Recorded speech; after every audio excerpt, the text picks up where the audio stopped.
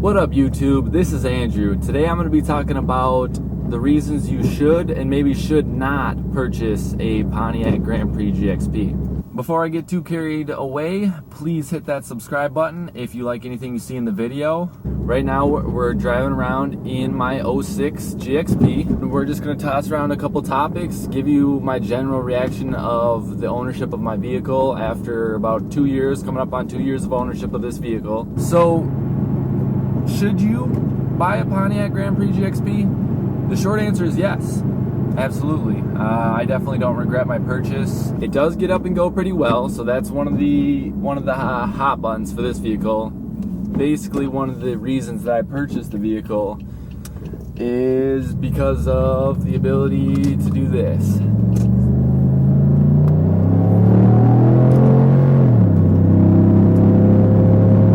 Here we go, baby.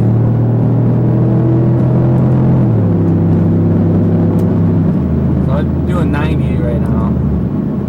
I'm gonna slow it down here just so I can do some commentary. But yeah, so I just threw it in manual mode and banged through the gears a little bit. Got up to 90 here on the highway, right next to my house, and she accelerates pretty good. I mean, even from the factory, this thing moves pretty darn well. And I think one of the best things about this car is the fact that it has a lot of power, but it's affordable. Most cars that have, 300 plus horsepower, at least brand new cars anyways, the horsepower to dollar ratio, it's pretty good. There probably are less expensive vehicles that you can get that have more power.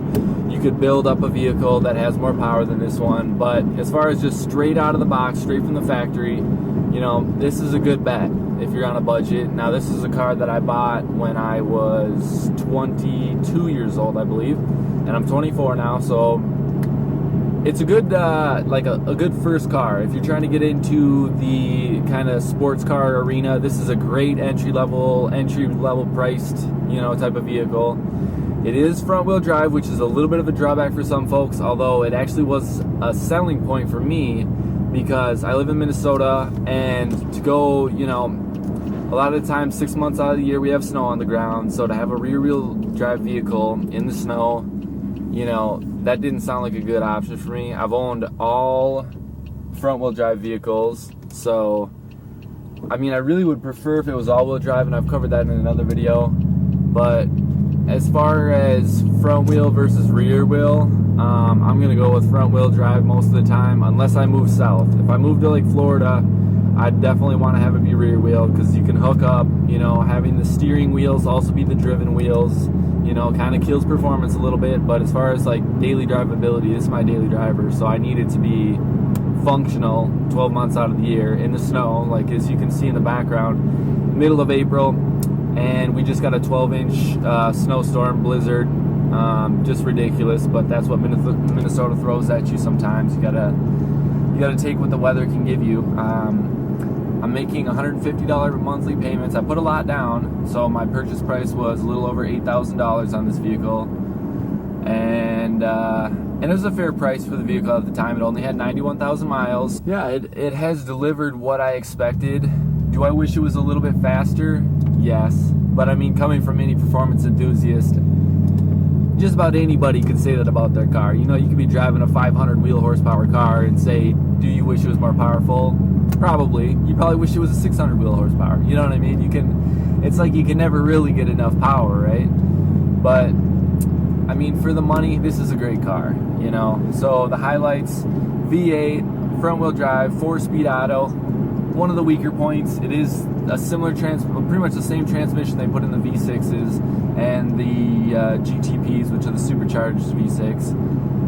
It does have some more heavy-duty components to beef it up for delivering the V8 horsepower, but there are a lot of people who drive these cars that beat on them pretty good, that go through multiple transmissions. I've already talked to some of these guys on my in my comment sections of some of my videos. These transmissions are not great, kind of hit or miss. If you're going to put a lot of horsepower into the hood of these vehicles, you're definitely going to want to get a build trans. There's no two ways about it, because in my opinion, this transmission really isn't even built for the power that this motor delivers. I have about 120 on the dash so far, and I haven't experienced any transmission issues, which is a blessing, you know. Thank God for that, because transmissions are not cheap to fix, that's for sure. I'd be into it for thousands of dollars of the training glue on this thing, so I'm grateful that mine is still going strong. As far as like daily drivability, I don't beat on it that much. You know, when I'm just driving normally, I kind of baby it most of the time. But, you know, if I'm racing, obviously I'm going to step into a full throttle and not hold back, you know, and I've beat a few cars racing in this thing. I've beat my buddy Kevin's BMW 328i. I beat that car by a pretty good margin. I also beat my buddy Jordan's Hyundai Veloster R-Spec Turbo. That's got some mods, so it's a little bit built. Beat that car by a pretty good margin a couple different times. One vehicle that I could never seem to get around was Jordan's old G37X that had, 330 horsepower with all-wheel drive. I could never get around that damn Infinity, but it hydro-locked a little while back, so that's good because I don't have to try to keep up with the Infinity anymore. The other day, a Chevy Cruze raced me on the freeway, so that was pretty funny. I was like, dude, are you kidding me? I was rolling 4 deep, me, my girlfriend, Grant, and Grant's girlfriend, and still got around the Cruze easily. You know, went to like about 100, maybe a little over 100, and I was just gone. So I mean, it's kind of a joke. It was like a brand new Cruze, but I mean, still kind of a joke because I'm sure it's a 4-cylinder. So I'm gonna touch a little bit on the comfortability and some of the interior stuff. First off, I love the interior of this vehicle. I really like what Pontiac did as far as the seats. The seats are one of definitely the selling points for me. Leather bolsters, and they're kind of more aggressive bolsters, so they hold you in on cornering and stuff. And then the suede in the middle. I love leather suede combo seats, so that was a huge hot button for me. Love it. And then the heads-up display. That's another thing that's definitely worth mentioning. Most Grand Prix have it, to my knowledge, and I love it. Love having heads-up display. I barely ever look at my gauges. You know, just having all my information that I need to know, my speed, my gear, you know, the compass, temperature, all that posted up on the glass, so I don't have to dick around with the gauges and look down, look up, you know, play that game. I did upgrade from the stock exhaust. I drove the stock exhaust for a while, and it was fine. I just wanted it to be a little bit louder. I mean, it's a V8 sports car. I just wanted some noise. And I got that. I went over to Tim's Custom Exhaust in Coon Rapids. Paid a little bit more than I would have liked to, but I got a really well installed custom axle back on here. So I got some MagnaFlow glass pack straight through style mufflers, and then some just really awesome Flowmaster tips, just these big old fatties. You might have seen them in my other video. If you haven't, go check that out. But yeah, definitely having the noisy exhaust. It's got a good note to it. It's not too crazy loud, but it gives you that noise that you want to hear. It's a little more highway drone than I would like, but you know, sometimes you just got to take the good with the bad. When you go custom exhaust, you never know what you're going to get. It's a little bit of a roll of the dice. I also have a short ram intake on her, nice cheap eBay parts. I don't know, that probably didn't add any power. That actually might have decreased the power because the intake is right over the exhaust, so it just heats up the intake, I'm sure, pretty good. But I mean, it's not a drag car, you know what I mean? It's my daily driver, so I guess I'm not too concerned about squeezing every last little horsepower out of her. You know, you can probably pick one of these things up for like $5 or $6 grand with a little bit lower miles, somewhere in the 100,000 mile range would be a good price for $5 or $6 grand. You'll have to look out for water pump issues, and then also you'll have to look out for, trans issues. I already mentioned that. And then, because I already did a water pump, I already had to replace a water pump, replace both wheel bearings, had a cam and crank position sensor. So I mean, I've already put into it well over $1,000 just in repairs, and then a bunch of money for some minor performance mods, exhaust, intake. I also have a 91 performance tune going through a plug and play Diablo Sport tuner, which I've enjoyed. One issue you'll definitely have to look out for when you're on the market for a GXP, this vehicle does come with active fuel management or displacement on demand, whatever you want to call it, which deactivates 4 cylinders when you're in 3rd or 4th gear at like highway cruising speeds. It goes in between 4-cylinder mode and 8-cylinder mode, or vice versa.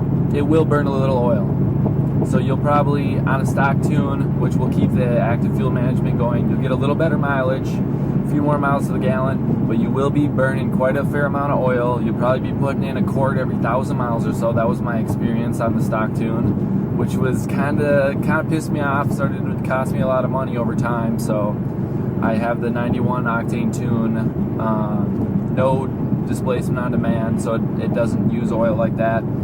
I still probably use about a quart in between oil changes on synthetic, one to 2 quarts every 5,000 or 6,000 miles. Not a big deal to me. You know, I think I need an oil pan gasket, and I've kind of known that since I bought it, but I figure it's cheaper to just keep throwing a quart of oil in it every now and again than to pony up the dough to have the shop do the oil pan gasket. So, you know, that's just my way of approaching the issue. So there are some different things you need to look out for. I would definitely recommend tuning it. The stock tune is very mild.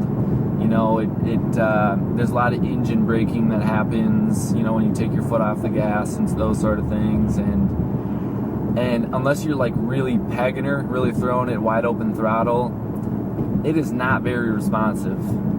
Just in everyday driving for a V8, I just highly encourage an aftermarket tune. If you're a performance enthusiast like me, it just doesn't seem to perform that well on the stock tune. I notice a night and day difference on the aftermarket tune. So as to whether you should get a Diablo Sport tuner or have a shop do it, now having the Diablo Sport tuner, I would actually recommend you have a shop dyno tune it. I think it'll perform a little bit better, and they might be able to customize a little bit more to your needs. Whereas the plug-and-play canned tune it's so-so. I mean, it does what I wanted it to. I still wish I had a little bit more guts in the low RPM range when I step into it just daily driving, but, you know, maybe now I'm just splitting hairs. As far as legroom goes, I'm 6'7", so I need the legroom. That was also another hot point for this one. I can put the seat pretty much all the way into the back seat, which is really nice because I need the legroom. You know, it's really nice to be able to just kind of like tip the seat back a little bit and just kind of sit in it like it's a lazy boy. That's kind of how I sit in any car. I put the seat all the way back, lean it back a little bit.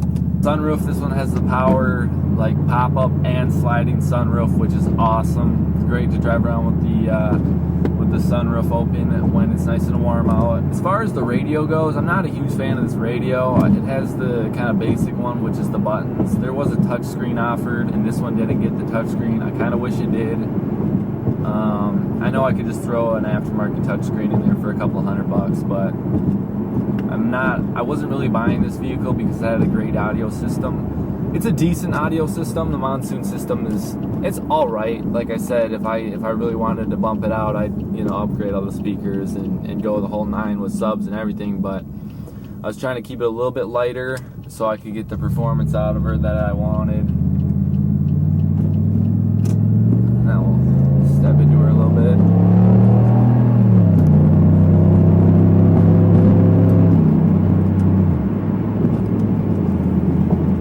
So basically a summary of the reasons you should buy this car. Makes cheap power, front wheel drive, so you can drive it around all 12 months of the year. It's automatic trans, so you throw it in drive and you go. You know, you don't have to worry about shifting if it was a manual. I say that like it's a problem for some people, it's not, but sunroof, that's a plus. The seats are awesome.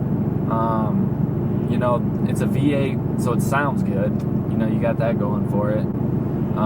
Heads-up display is awesome. The gas mileage is pretty good. For a V8, it is pretty good, actually. Especially from the factory, I was probably averaging about 20 combined, maybe 24 on the highway. With the tune, I'm averaging like 19 overall, 20, 21 on the highway. So still pretty good for a V8 car. Cornering and handling, it's all right. I mean, it's about as good as you'd expect from a big GM car like this. I mean, it's quite a bit better than my old Impala was. A lot less body roll than that vehicle. Oh yeah, almost forgot. Factory remote start. That is on point. Mine has factory remote start. Absolutely love it. I use it all the time. When it's cold out, don't even have to go out and hit it, get it started in the driveway. We're good to go. I definitely think I'll be upgrading within the next couple of years to something with more power and maybe some more features. I don't know. Anyways, thanks for watching. Be sure to hit that subscribe button if you liked anything you saw in the video. Give it a like and leave a comment down below with what you think of my vehicle, what you think of my commentary. Please keep it respectful. I just try to spread the love on the channel. I've been receiving quite a bit of hate, but you get what you get on the internet. You know, you can only expect so much from everybody. You know, not everybody has as much love in their life as I do, and I understand that. And thanks for watching. Have an awesome day. Much love to you. God bless, and I'll see you in another video.